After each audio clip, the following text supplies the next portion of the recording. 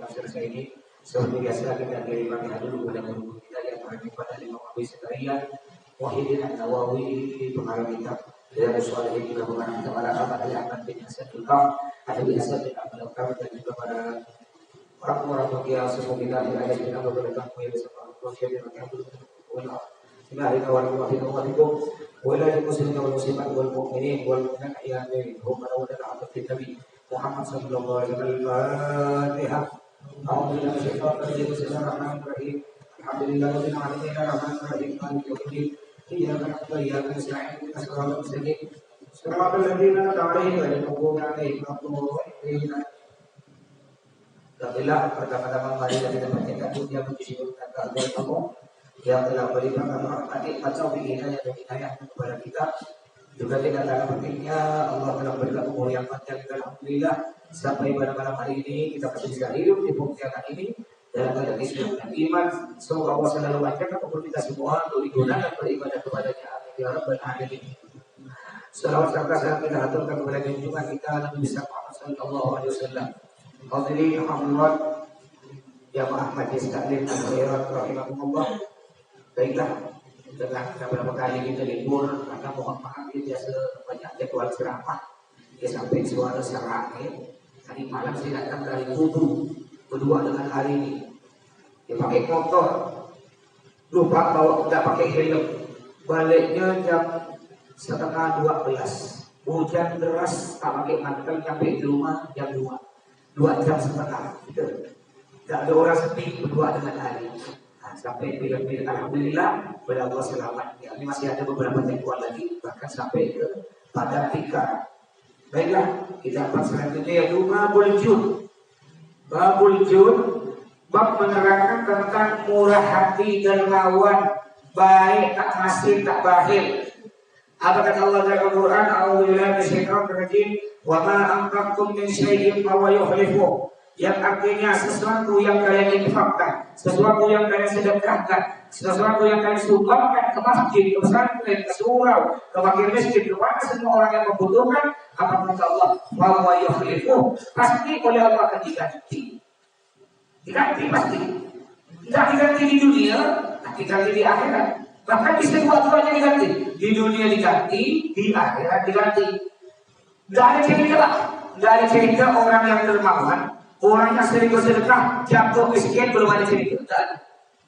Kalau di sini ada Pak Haji terkenal dermawan, wah sedekah terus, miskin bangkrut, tidak ada ceritanya sampai sekarang belum ada. Yang banyak cerita orang masih jatuh miskin, orang pelit banyak penyakit. Nah ini banyak cerita nih. Makanya kalau kita ingin sehat, ya terutama barokah hidup kita, anak kita jadi anak soleh-solehah, sisihkan harta kita. Tidak bisa semuanya pada sedikit 2,5% dari penghasilan itu. Dia pula keluarkan. Oh, bapak-bapak kerja bangunan, umpamanya gajinya 1 bulan 4 juta, 4 juta 1 bulan. Keluarkan 2,5%. Masih ingat tak cara kita kemarin 2,5%? Rukul usyur 1/4, 1/10 dibagi 4 dulu, hasil bagi 4 kalau dibagi 10. Jadi artinya penghasilan 4 juta, 4 juta dibagi 4 berapa? 1 juta. 1 juta dibagi 10 berapa? 100.000. Jadi kalau bapak punya penghasilan 4 juta, sedekahkan 100.000 tiap bulan. Ini untuk pembersih hati kita, pembersih. Apa kata Nabi Muhammad? As-shadaqatu tanfa'ul bala, yang artinya sedekah dapat menolak bala, musibah, penyakit, termasuk virus corona. Makanya masing-masing hati-hati kena corona nanti ya. Nah, kalau ingin selamat dari corona, banyak bersedekah. Macam-macam. Ya, ada sekitar seminggu yang lalu katanya corona beranak lagi. Beranak. Dan ini ada corona baru lebih bahaya dari kemarin. Bahaya. Kalau sampai kena langsung mati. Katanya. Mas tahu dari mana? Dari HP. Kata HP. Macam-macam sekarang ini berita. Bahkan ada orang melarang tidak usah pergi ke membawa. Dilarang pergi membawa karena membawa sangat banyak yang kena corona. Sampai berdua saya nelpon, kurang ajar putih anak ini, ke membawa tak boleh. Udahlah biasa ya. Penyakit itu biasa. Penyakitnya dari dulu, udah ada dari dulu. Dari zaman Nabi Adam bukan penyakit. cuma belum ada namanya. Baru sekarang diberi nama corona. Ya, yang bahaya itu bukan corona. Ada lebih bahaya dari corona namanya corona. Corona, mulutnya yang bahaya. Tahu, corona fitnahnya ini yang bahaya. Ini orang sakit kepala, corona, sakit perut, corona, mencret, corona, jatuh dari pohon kelapa, corona. Jadi kita kembalikan kepada Allah. Ya ingat ya, yang beri penyakit siapa? Allah. Yang beri obat kesembuhan Allah. Tetap tenang kita, tetap beribadah kepada Allah. Jadi kalau kita ingin selamat dari segala musibah penyakit, banyak bersedekah. Apa kata Nabi tadi? As-sadaqatu tanfa'ul bala. Sedekah dapat menolak bala, bencana musibah. Disebutkan juga dalam hadis Nabi sallallahu alaihi wasallam, Nabi bersabda, kata Nabi, la hasada illa fitnain. La hasada illa fitnain. Kata Nabi, tidak boleh dengki, tidak boleh iri, kecuali dua perkara. Bapak boleh iri kalau dalam dua perkara tidak muslim. Bahkan dianjurkan untuk iri, dianjurkan untuk dengki. Yang pertama apa? Rajulin alqahu Allah ta'ala fasallamahu ala halakatihi bil haqqi. Kita boleh dengki kepada orang ini oleh Allah beri harta, kaya sekali, tapi hartanya dihabiskan untuk jalan Allah, dihabiskan untuk juga masjid, disedekahkan banyak-banyak ke pesantren, disedekahkan ke fakir miskin. Ini kita bilang boleh iri. Jadi kalau ada orang kaya suka sedekah, boleh kita iri.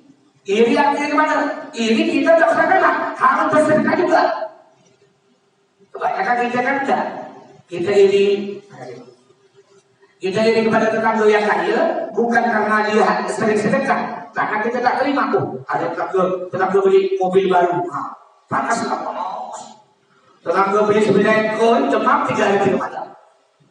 Dapat sebulan tetangga beli 9 motor, susah dapat. Dapat sebulan tetangga beli mobil, mati. Ibu ada tetangga beli gelang emas 3 buti kena suami dibelikan, langsung rapuh. Bapak, kau lihat apa kau? Tetangga sebelah rumah beli gelang 3 buti, bang, baik. Kau dia tak belikan aku, bang. Aku kawinkan kau udah 20 tahun, malah gelang getah ya dari dulu, bang. Bila tidak belikan emas, bang. Ya, ini iri yang tak bagus. Kalau iri yang bagus begini, bu. Umpama ada kata ibu rajin sedekah. Ya, dia kaya, tapi sekali nyumbangnya masih kan orang. Ya, ini memastikan dan jadi kan katanya kemarin nasi mau dibangun katanya. Kemarin dulu jangan Belanda ada beli dia. Sampai sekarang tak jadi dia. Umpama enggak anak lo. Ini ada orang kaya udah. Apa yang ngaku pembangun masjid dalam berapa miliar? 2 miliar, anak sendiri. Oh, ibu cepat-cepat bilang Bapak. Itu bang wajib bang hebat bang. Jadi bisa bang bangun masjid 2 miliar. Apa kau sakala bang? Juga rumah kita bang. Kita bangun masjid, sumbang masjid. Ini iri yang bagus. Boleh. Bahkan dianjurkan oleh Nabi. Jadi kalau ada orang dermawan baik suka sedekah, jangan sakala. Kita pun harus banyak sedekah. Terus yang kedua boleh iri kepada siapa? Warajulin Allahumma hikmatan. Kita boleh iri dengki kepada orang yang oleh Allah diberi ilmu. Bahwa yang biha wa yu'allimuha. Lalu dia memakai ilmu tersebut untuk menghukumi dengan hukum Allah dan mengajarkan ilmu tersebut. Maksudnya boleh iri kepada orang-orang alim. Bahwa ada anak nih, ada budak untuk berjamaah. Anggaplah ke Jawa atau kemana lah, ke Jawa lah pokoknya. Dulu dia bodoh aja. Tiba-tiba untuk 15 tahun datang, Masya Allah. Udah mimpi khutbah. Udah baca khutbah. Bapak panas hati bapak. Panas. Panasnya apa? Pokoknya aku punya anak harus untuk lama-lama. Biar anak bisa jadi kayak itu. Ini boleh. Bagus banget. Ya bukan iri gini.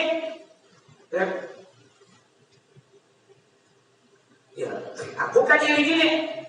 Ada anak-anak aku diberikan sepeda motor enggak ongkos gitu. Itu pun panas kok.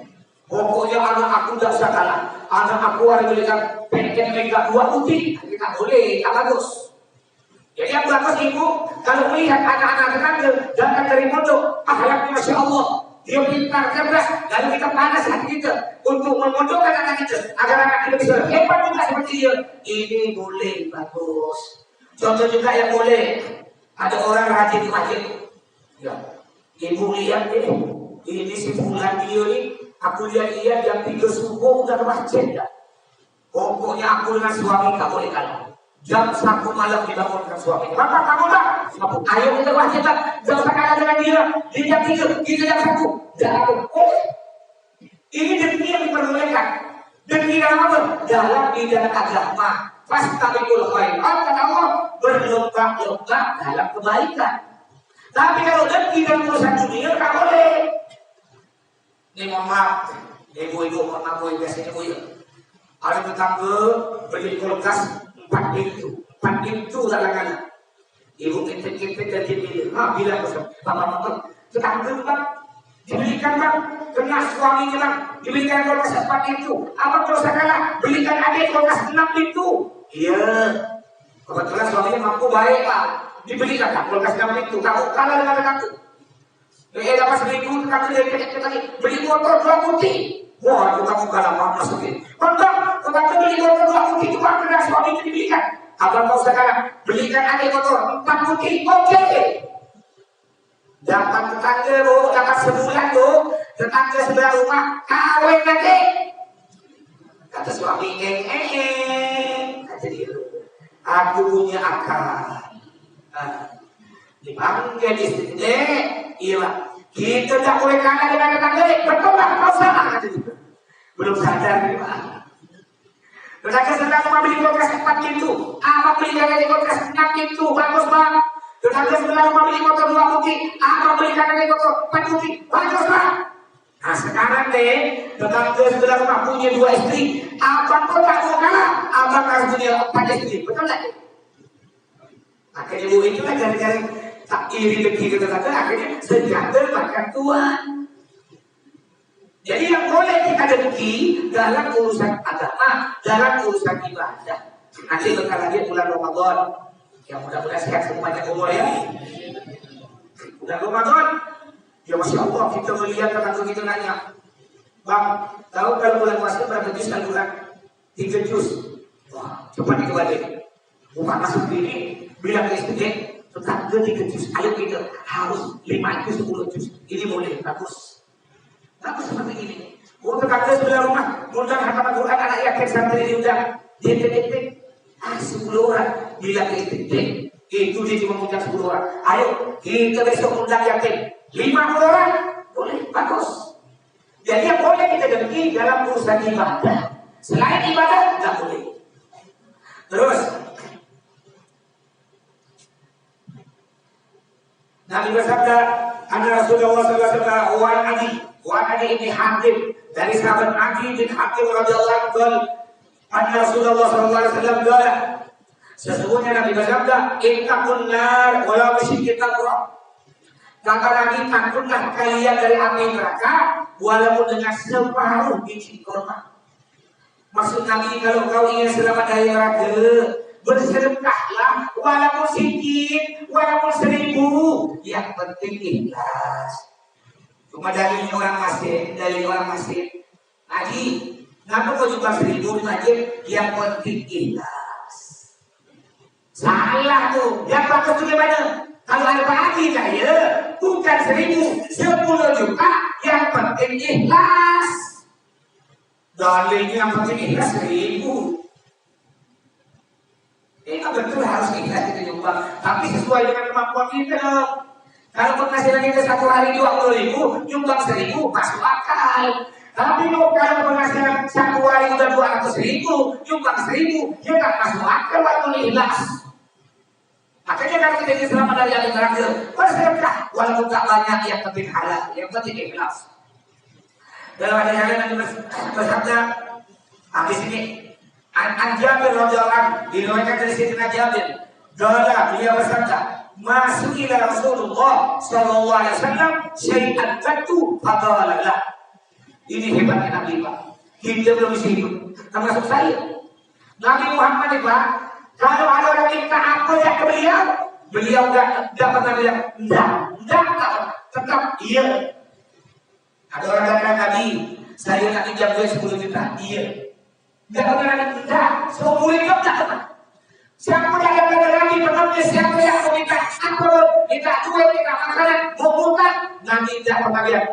Enggak pernah orang balik dari rumah Nabi kosong tangan. Tahu tak? Kalau kita kan mikir tuh baik. Ada orang datang ke rumah kita, Assalamualaikum Haji, ada apa? Nak pinjam duit 10 juta Haji. Tunggu ya, aku ni banyak keperluan ini macam-macam.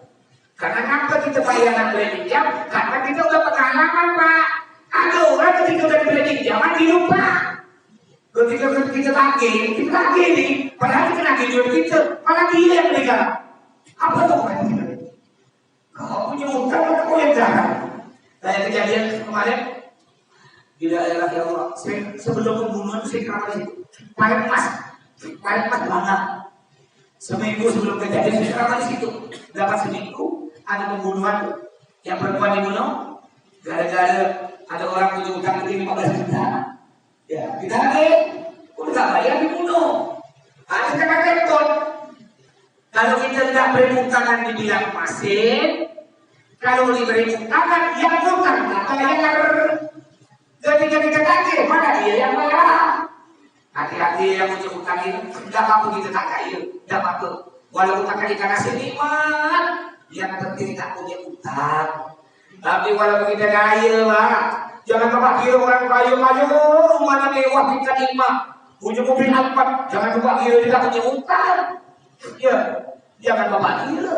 Bos, yang perumahan kayak itu kaya, belum utang itu Ya, Abi ini bulan pinjam duit Abi kena orang pinjam 3 miliar, sekarang 3 miliar. Ada yang pinjam 1,5 miliar, ada 1 miliar. Sampai ada yang bilang kalau saya Pak ini masih kaya aku, masih kaya aku dibandingkan orang-orang yang pakai mobil depan. Nah, aku lagi kaya Abi kata saya kan, iyalah, aku tak punya utang. Walaupun aku tak punya alpat mobil biasa, tapi aku tak punya utang. Kaya bapak yang tak punya utang. Walaupun tiap hari makan daun ikan asin, kemana-mana pakai becak, bapak kaya lah, nikmat hidup. Tapi kalau mobil kita rumahnya keren, punya utang 1 miliar, kalau tak bisa tidur. Ada yang punya utang cepat bayar, cepat lunaskan. Ngeri Pak, kenapa? Kalau kita meninggal dunia, meninggal masuk dalam kubur, kita punya utang paling 100 juta. Kita tak bayar sampai kita mati. Dan orang yang punya duit tidak mau mengikhlaskan, tidak mau menghalalkan. Nanti duit 100 juta ditukar dengan amal kita. Umpama kita rajin sholat ditimbang nih. Ini duit 100 juta. Ini amal kita. Amal kita bisa disentuh gara-gara duit 100 juta. Kalau kita tak punya amal, dosanya yang punya duit diberikan ke kita.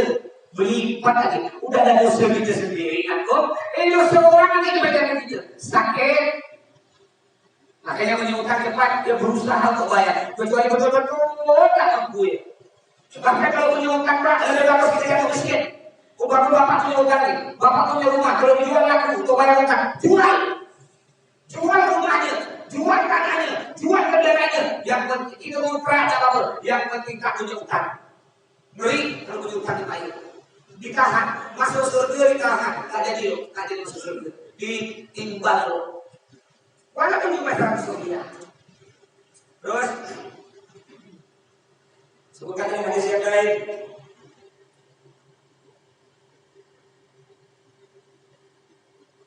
Dan Nabi An Abdillah diriwayatkan dari Sayyidina Abdullah bin Amr bin As radhiyallahu anhu, sesungguhnya ada seorang laki-laki Sa'ala Rasulullah sallallahu alaihi wasallam bertanya kepada Nabi, ayyul islami khairun? Nabi, perbuatan apa di dalam Islam yang sangat bagus? Nabi, di dalam Islam ini perbuatan apa? Amalan apa yang sangat bagus dalam Islam yang bisa saya lakukan? Kata Nabi Fadl, dan Nabi bersabda, tun'imut ta'am, beri makan kepada orang yang membutuhkan, sedekah. Makanya Nabi Muhammad bilang pada istrinya, dia tidak Allah kemudian kau kalau masak kuah, masak sayur, kau banyakkan kuahnya, kau kira dengan ini. Kau ibu kuah, beri makan. Kalau ada kamu miskin, Kita ikut Nabi. Nabi Muhammad enggak pernah ada orang begitu dengan Nabi minta ke Nabi, tangannya kosong tak pernah. Kita pun pada saat itu mereka semampu kita. Ada pengemis tiap hari. Ya, kalau rumah saya ini hari kalau ya, ada yang jalan tiap hari yang jalan. Tiap hari. Duit kadang Indomie, kadang beras, biasa. Kadang minta nasi, dia jangan sampai kosong. Walaupun tak banyak. Ada orang minta bagi beras berapa, kita cuma bisa beri setengah hati. Udah setengah hati. Bagi duit lah, kita cuma bisa 1.000. Beri 1.000. Yang penting tak usah kosong. Ya, ini Nabi tak pernah masuk 10.000 Nabi tak pernah nolak orang minta. Berapa banyak? Berapa banyak? Ada orang yang tadi, Nabi, saya minta 10.000. Beri. Nabi tak punya duit utang ke sana. Orang orang minta tadi, saya punya duit 10 juta, Nabi punya. Nabi tak bilang tak punya. Ya, nanti dalam Nabi bilang ke sahabat, kau punya duit tak 10, pinjam. Dia dapat sahabat di dekat Nabi tak mungkin mau bayar, tapi maksudnya ditetap ikhlaskan. Nanti bayar dosa. Sahabat yang bagus. Kayak bapak bukan makan, saya singgah tuh sampai saya itu sahabat yang bagus. Tapi kan saya ini Pak sudah diambil ya Pak. Kalau udah ada orang baik gratis, jangan harap dia. Saya masih ingat. Saya pergi makan ke nasi goreng Bang Imam lama, ada 10 tahun yang lalu. Saya bawa Mas Herunya Jaman, ada sekitar 10 orang. Ramai saya bayar. Udahlah makan dari gratis, dibawakan nasi bungkus seperti juga ini lagi 200.000. Apakah disebut-sebut kan Mas Heru? Wah ini boleh Mas, besok kita pergi adik. Ini tidak mudah. Saya bilang kau dengar ya, seumur hidup aku tak pergi adik. Tapi tetap saya beli Pak, tapi bukan saya beli Pak. Ya beli santri, nggak sehari saya beli. Tapi tetap saya beli. Tapi saya beli sendiri makanya sibuk kan. Sampai sekarang, udah 10 tahun. Ya, karena saya diajarkan oleh Abi punya prinsip, ya, merasa dibosani orang sebelum orang bosan. Ini bersebut keanehan. Merasa dibosani orang sebelum orang bosan. Sebelum orang bosan, kita baru merasa. Kayaknya mendapat suka dari musim diri, warung diri. Jadi kita berlaku di air prinsip yang bagus. Kadang-kadang ada juga kawan-kawan saya nih, anak-anak kiai, kawan-kawan saya nih yang muda. Orang lagi pergi terus. Sampai Pak Haji yang punya toko, punya rumah makan. Ya, mending malah saya bos kan, mana dia terus saya katakan. Ada yang cerita saya, minta dengan manusia, beda-beda akhlak, beda-beda macam-macam manusia. Baik, sebelum kita ini masih panjang sebentar ini ada lagi sisa dua hadis sisa hadis dulu.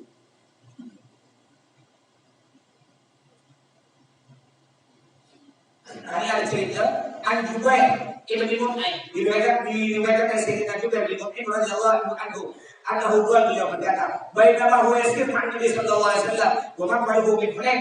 Suatu hari ketika dengan Nabi pulang dari peperangan Hunain balik perang ini.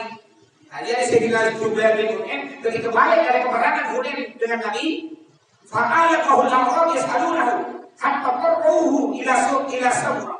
Lalu tiba-tiba ada orang Arab, orang Baduy. Orang Baduy kalau kita dipasang orang kampung, orang gunung, langsung ditahan Nabi. Ya. Nah kami ditarik-tarik, Nabi lagi, aku minta bagian. Kan kalau sudah selesai perang, ada harta rampasan perang, itu kan dibagi. Tiba-tiba kata orang Baduy, Nabi aku minta bagian. Sampai serempat Nabi, Pak Ridha Nabi yang ada di sini, Pak. Nabi. Ada anak begini. Sampai ditarik-tarik Pak, leher Nabi ditarik-tarik. Sampai aku, sampai dirampas, sampai lepas tuh lidah Nabi. Sampai terakhir. Nabi tak marah. Apa kata Nabi? Ya. Bahkan Nabi bilang ini, aku, ya, fakal, aku nilai kata Nabi. Kalau kalian adalah hadil Allah. Na'am la tasaqtu bainakum thumma la tajiduni bakhilan wa la kaduban wa la jawatan. Kata Nabi, andaikan aku punya duri yang ada andaikan aku punya pohon yang banyak duri, andaikan aku punya hewan ternak, kambing, sapi, sebanyak duri yang ada di pohon. Duri itu kan banyak Pak. Jadi aku punya kambing, sapi, sebanyak duit, maksudnya ribuan sekali. Semuanya akan aku berikan. Aku tak mau kata Nabi dibilang orang kasih. Ini Nabi Muhammad, Pak. Saking dermawannya. Pernah suatu hari Nabi udah siap-siap nih Pak, nak makan dengan keluarga. Nak makan nih Pak. Tiba-tiba datang tamu, assalamualaikum, salam. Nabi, kami belum makan dengan keluarga. Nabi lapar kami. Nabi punya makanan, punya. Diambil kena Nabi, Pak. Diberikan kepada orang yang lapar. Padahal Nabi belum makan beberapa hari. Tapi istri Nabi tidak marah. Istri Nabi, iya. Nabi bilang pada istri anak-anaknya, anakku, istriku, itu ada pengemis di luar belakang. Yang kita beri kerjaan. Iya, anak-anaknya anak soleh, istrinya solehah. Kena istri kita. Coba lagi kira-kira Pak. Istri Bapak udah masak nih. Lengkap, nak makan. Tiba-tiba datang pengemis minta bagi makan. Minta, ya kami punya anak 10. Cucu 10, tolonglah beri makan semua yang ada di dapur. Kira-kira Bapak, Masya Allah, oke bawa. Istri kita kira-kira mengizinkan. Boleh mengizinkan, tapi kalau sebuti ya. Nabi tidak diangkut semua. Ini satu dermawan dari Muhammad SAW. Baik, kita lanjut pelajaran walaupun sedikit-sedikit. Yang penting kita dapat barokah dari dua kitab ini. Ya. Selanjutnya yaitu belajar kitab Al-Aham. Kita fikih karangan Ibnu Aslam bin Ahmad Al-Kaf. Kemarin kita nyampe bab tentang al-khusyuk di kulli shalah. Di antara rukun salat, di antara sunnah-sunnah salat yaitu al-khusyuk. Khusyuk. Apa itu khusyuk? Itu kan ciri kau itu kalau salat khusyuk lah. Kau ini salat tak khusyuk. Khusyuk itu apa? Yang dinamakan khusyuk ini sukunul a'dha, diamnya anggota badan. Ini khusyuk. Jadi kata Nabi Muhammad bilang ini, "Lau khashi'a qalbu hadza la khashi'at jawarihu." Yang artinya andaikan hati ini khusyuk dalam sholat, maka akan khusyuk pula anggota tubuhnya. Jadi tanda orang khusyuk di Pak ya, badan ini tidak bergerak kecuali gerakan yang diperbolehkan dalam sholat. Ini tanda orang khusyuk. Dia tak garu-garu kecuali gerak ini Allahu Akbar, ruku Allahu Akbar. Itu memang sudah gerakan dalam sholat. Tapi selain sholat tidak gerak. Enggak garu-garu, enggak sibuk menurunkan songkok. Kadang-kadang betulkan jubahnya, betulkan kacamata. Ini kalau orang sholat gerak-gerak, itu tandanya orang tak khusyuk. Ini kata Nabi. Walaupun dia ulama. Kayak saya sholat garu-garu, tak khusyuk. Tak jelas tak khusyuk. Kalau hatinya kita tak tahu, tapi kita melihat dohir, melihat dua. Apa kata dalam kita dah sholatkum bidawahir, wallayakum bisarair. Kita melihat orang itu luarnya, sedangkan Allah yang tahu isi hatinya. Kalau ada orang luar salah, kita hukum salah. Masalah di dalam hatinya bagus, itu urusannya dengan Allah. Jadi pokoknya ada orang sholat jauh-jauh, sibuk menangkap sokok, ini kata Nabi, berarti orang tersebut tak khusyuk. Jadi tanda orang khusyuk dalam sholat yang pertama sukunul a'dha, anggotanya tenang, nggak bergerak, nggak sibuk sana, nggak sibuk sini, nggak sibuk betulkan baju, nggak sibuk betulkan baju, tenang. Sampai-sampai para sahabat Nabi Pak kalau sholat, ya sholat nih Pak, nggak ada gerakan sama sekali. Sampai ada burung bertengger, nggak burung nggak akan lari Pak, saking tenang. Ya. Loh, kita ini kan kadang-kadang sholat ya, apalagi udah kecil-kecil sholat. Kita joget, balas gak santunya. Dulu masih kecilnya itu ya. Ini gak sah sholat. Ini ada usul yang pertama. Ma'ahudulil qalbi. Ada usul yang kedua, hadirnya hati. Hadirnya hati itu apa? Kita selalu menghadirkan Allah dalam hati kita. Bahwa kita ini sekarang ini sedang sholat, bukan sedang amal. Kita kan banyak kita sholat Allahu Akbar. Bayangkan kita ada di pasar. Itu kadang badan kita ada di masjid. Pernah enggak Pak? Badan kita ada di masjid sholat, tapi pikiran kita ada di pasar, ada di rumah, ada di Jakarta. Pernah? Bukan pernah, tiap hari. Termasuk saya dia. Jadi termasuk ada khusyuk menghadirkan hati. Menghadirkan apa? Kita tahu ingat bahwa kita di sekarang sholat.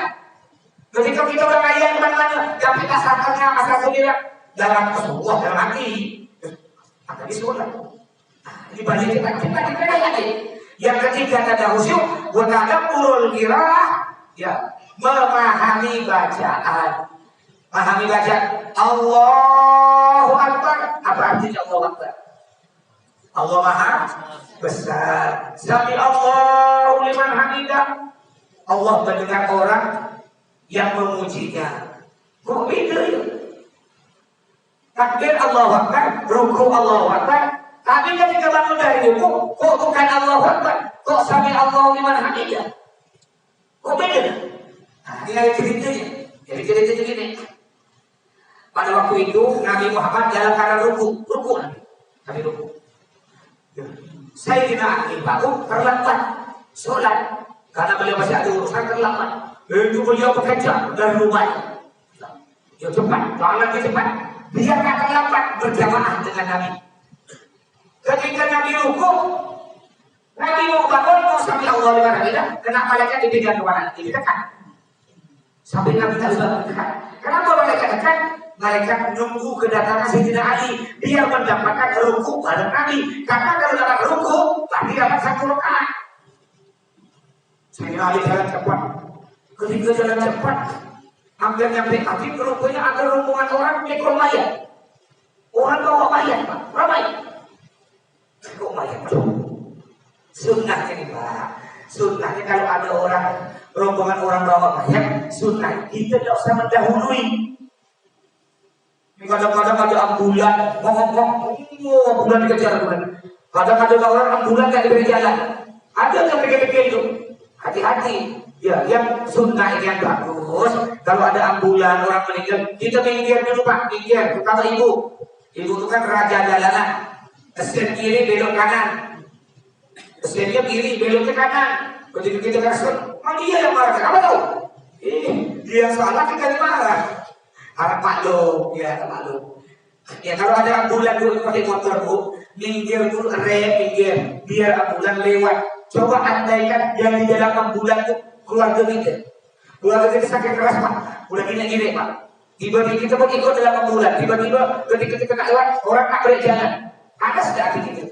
Kalau kita ada di sopir kita tabrakin, karena kita keburu kan. Nah, jadi sunnahnya. Andai kan ada rombongan mayat, disunahkan kita tidak mendahului, tetap tidak ada di belakang. Jadi ketika Sayyidina Ali ketika mau laju, tiba-tiba ada rombongan orang bawa mayat. Aduh, kan Sayyidina dulu, terlambat dengan ini, mau laju-laju tak bisa. Mau lah ikut rombongan mayat terlambat. Akhirnya Sayyidina Ali ngalah, diam di belakang mayat. Rupanya mayatnya bukan belok kanan, belok kiri. Kalau belok kiri itu berarti non-muslim, pemakamannya kiri. Kalau belok kanan berarti muslim, belok kiri. Ya, orang non-muslim. Dia kata apa boleh kata Sayyidina Ali kan? Sayyidina Ali cepat.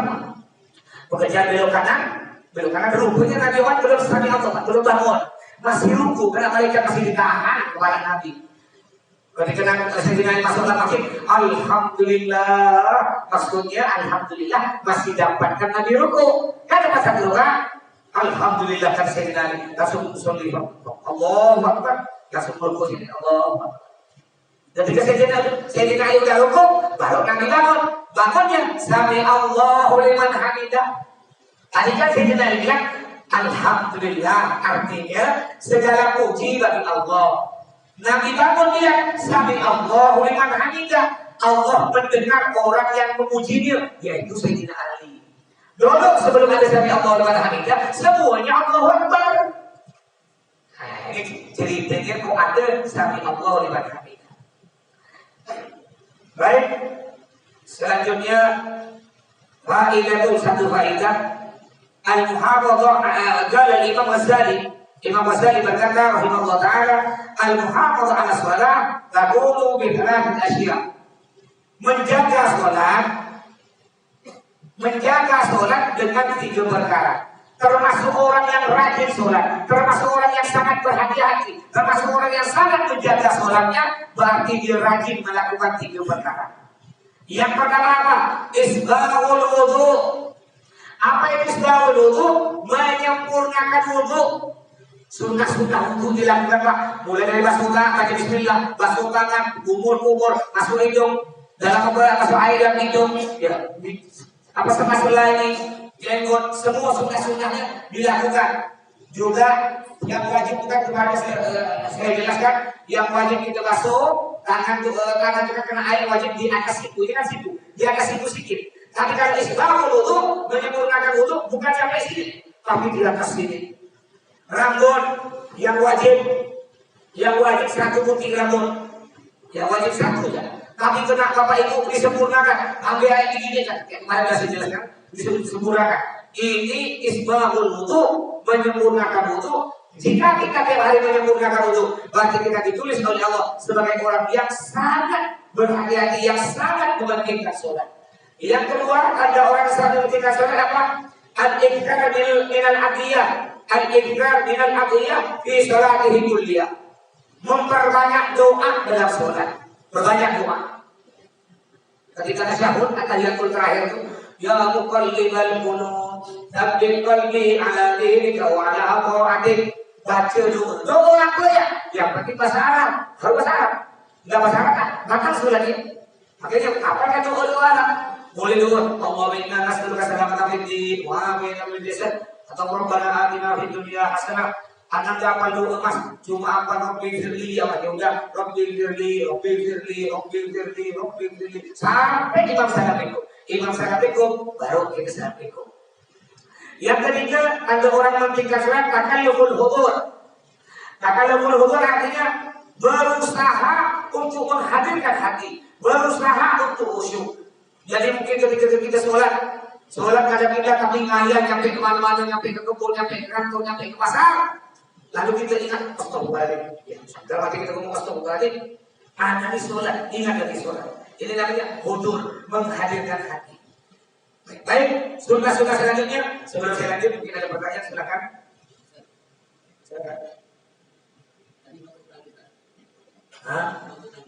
Bagaimana kalau orang tua kita meninggal membawa utang? Apakah seorang anak wajib membayarkan utang? Terus selanjutnya, bagaimana kalau seandainya orang tua meninggal membawa utang sholat? Yang pertama, bagaimana orang tua kalau meninggal bawa utang duit.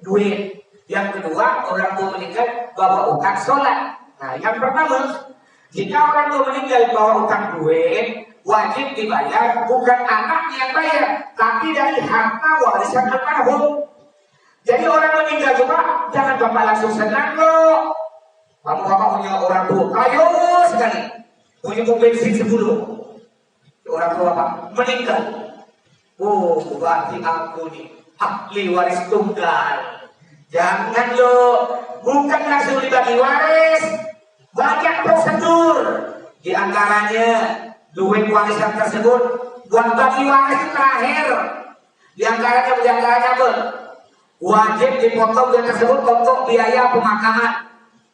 Oh, orang yang meninggal itu biasa ada istirahat break. Mandikan gali kubur, tapi gak boleh gitu. Kalau tahlilan, tak boleh. Tahlilan, tak boleh diambilkan duit warisan. Tahlilan dari duit siapa? Dari duit anak-anaknya itu duit pribadi, bukan dari duit yang punya merhum. Tak boleh ya. Kadang-kadang kita lihat, mohon maaf, ada yang tidak paham nih. Ada orang meninggal, kan almarhum meninggal, berasnya masih sisa 2 karung. Ini untuk tahlilan ini biar sampai ke pahala dia ke kuburan. Salah. Enggak boleh itu tahlil. Itu hak warisan untuk nanti anak-anaknya, istrinya, bukan untuk tahlilan. Jadi di antaranya yang pertama kan orang meninggal ya kebetulan saya diajak ngajar parokin, ngajar warisan. Nah, banyak orang yang minta hitung, ada datang ke rumah, Ustaz, hitungkan warisan kami, duit 3 miliar. Hitunglah anak saya. Yang meninggal suami, meninggalkan berapa istri? Istrinya 2 Ustaz. Anak berapa? Anak sekian. Dek beradik laki-laki berapa? Dek hitung. Oh, total istri dapat sekian, anak laki-laki dapat sekian, anak perempuan. Udah hitung? Selesai gitu. Kecuali makasih Pak Ustaz ya. Kau duit 3 miliar itu kok makasih. Lah gitu, corona ini bahaya. Kalau salah nggak boleh langsung, bisa menular, harus pakai lapis. Kalau lapisnya tipis, tembus corona, harus tebal lapis itu. Itulah itu 1 jam lebih, makasih kata dia. Ini bapak kalau minta hitungan harta warisan ke siapa yang Ustaz? Ya kan hitung kan banyak, ada sedikit puluhan juta. Berilah, tak beri 50.000. Ya, kira kali hitung. Lebih itu masih 1 jam lebih. Karena masih selesai itu karena saya nih dapat sekian. Dan dia, aduh Pak Ustaz, ada lagi, dia punya istri lagi, 1 lagi di sana, Pak Ustaz. Coret lagi, gitu lagi dia. Salah satu dijualnya Pak udah lagi. Jadi orang meninggal dunia yang pertama sebelum dibagi waris potong loh biaya pemakaman. Yang kedua gadai. Almarhum pernah gadai sampai gadai enggak? Pernah. Dia pernah minjam duit menggadaikan mobilnya. Ngambil duit harganya 1 miliar pokoknya. Ya, dibayar dulu gadainya itu. Yang ketiga caranya zakat. Punya almarhum selama dia hidup kaya 20 tahun tak pernah disakatkan, tidak pernah disakat. Di total rupanya zakatnya banyak. Pokoknya dari kompensi 10, 5 kompensi untuk zakat, sisa 5 kompensi. Bapak masih kena masih sisa 5 kompensi masih dapat. Di apa lagi? Apakah udah boleh bagi waris? Belum. Apa lagi? Bayarkan hutang lo, hutang. Almarhum punya hutangnya 20 miliar. Rupanya kompensi itu 5 kopi pas 20 miliar dibayarkan hutang. Ujung-ujungnya dia setelah dibayar hutang semua baru dibagi waris. Rupanya yang dibagi waris bukan Pertamina, Pertamini. Sisa kompensi kecil, itulah kata kamu. Jadi orang meninggal bukan langsung bagi waris, ada susunannya tadi, ya. Nah, terus kalau dia punya utang, bukan anak yang bayar, tapi dibayarkan dari warisannya, bahkan dari harta almarhum. Andai kan almarhum tidak punya harta, utangnya banyak. Apakah anak wajib bayar? Tidak wajib. Tapi anak yang berbakti kepada kedua orang tua, ya bayarlah. Ingatlah, kita ini kan tak mungkin hidup di dunia, Pak. Kalau kita punya apapun, kalau tanpa orang tua kita. Tidak ada ruginya bayar hutang orang tua, tidak ada ruginya. Ya, pasti oleh Allah akan diganti. Yang kedua, gimana kalau orang tua kita punya utang sholat? Apakah anaknya wajib ganti? Juga utang sholat ini tidak wajib ganti, tapi boleh diganti. Tidak wajib. Sebenarnya wajib ganti ya dia sendiri. Ngapa kita masih hidup sholat? Salah kau. Tapi ada anaknya mau ganti, boleh. Baik anaknya sendiri atau bayarkan, boleh. Kadang-kadang ada orang kata ke saya, Pak Ustaz, mak saya, bapak saya punya utang tidak sholat 3 tahun, Pak Ustaz. Tolong Pak Ustaz, dia santri, Pak Ustaz, bayarkan sholat. Oh iya, dia cepat kita suruh santri putra, putri, jadi kita hitung dulu. Hitung 1 tahun itu mama 365 hari. Kalikan 5 sholat. Berarti dia harus sholat zuhur 365 kali. Kan 1 tahun 365 hari. Anggaplah punya utang 1 tahun. Berarti santri harus sholat 365 kali. Satu santri. Kalau santrinya 365, cukup 1 kali per orang. Tidak berat. Paham kan? Tambah banyak santrinya, dia tambah sedikit. Banyak orang biasa. Nanti baru dia biasanya nyumbang pondok untuk almarhum. Silahkan kalau nyumbang kita nyumbang udah. Tapi lebih bagus lagi yang mengganti itu anaknya. Ada orang tanya, apakah saya nih, Mas, bapak saya meninggal punya utang sholat, lalu saya ganti dengan niat ganti utang sholat bapak saya. Apakah nyampe pahala? Nyampe. Makanya kata Nabi, seorang anak, ada sahabat datang pada Nabi, saya tidak punya orang tua. Apakah saya masih bisa berbakti kepada orang tua? Apakah saya masih bisa membalas budi kepada orang tua saya? Bisa, kata Nabi. Kau masih bisa berbuat baik, berbakti kepada orang tua kau. Bagaimana caranya Nabi? Sedangkan orang saya meninggal. doakan orang tua kamu. Termasuk sholat. Ya, sholat banyak utang orang tua juga sampai orang tua yang meninggal. Puasa, bahkan ada ulama kata, Anda kalau mau punya orang tua punya puasa, utang puasa, anak boleh gantikan. Anak gantikan utang puasa. Ya, kadang-kadang mana nak ganti utang puasa, puasa seorang yang lepas, nak puasakan orang. Baik, ada lagi?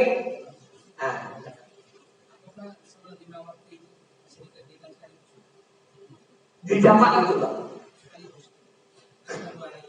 Maksud?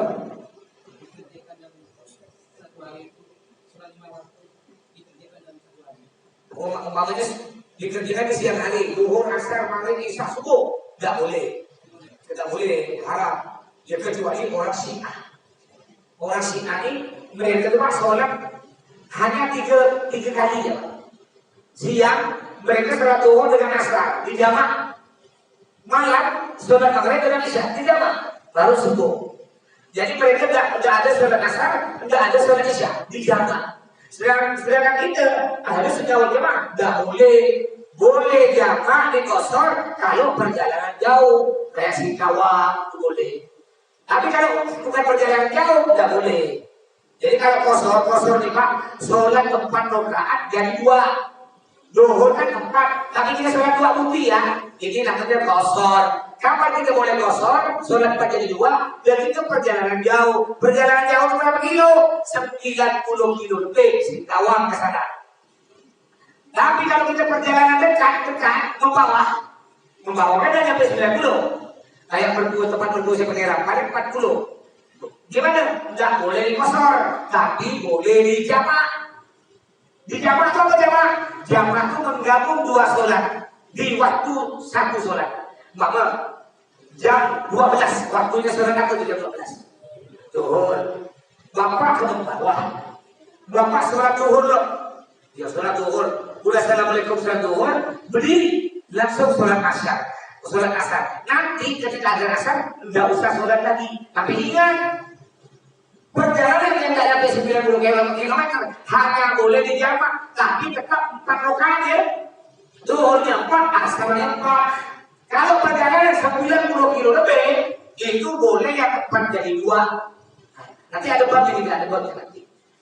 Itu namanya jamak. Jadi kita harus sunnah. Sakit juga boleh Pak.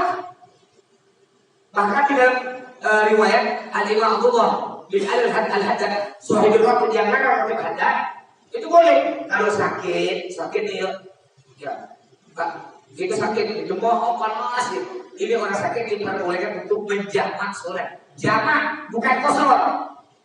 Jamak maksudnya zuhur 4 rakaat, assalamualaikum berdiri lagi, asar 4 rakaat, tidak boleh 2, tidak boleh jadikan 2. Sakit termasuk juga boleh. Andaikan ada kesibukan, sibuk sekali, super sibuk, maka kalau sampai nggak dijamak kita akan tinggalkan sholat.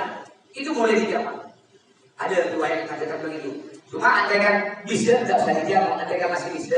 Kalau kita kepepet daripada kita meninggalkan sholat, ada yang bilang diperbolehkan dijamak. Ada lagi? Silakan. Sisa 2 menit, 3 menit. Ibu-ibu.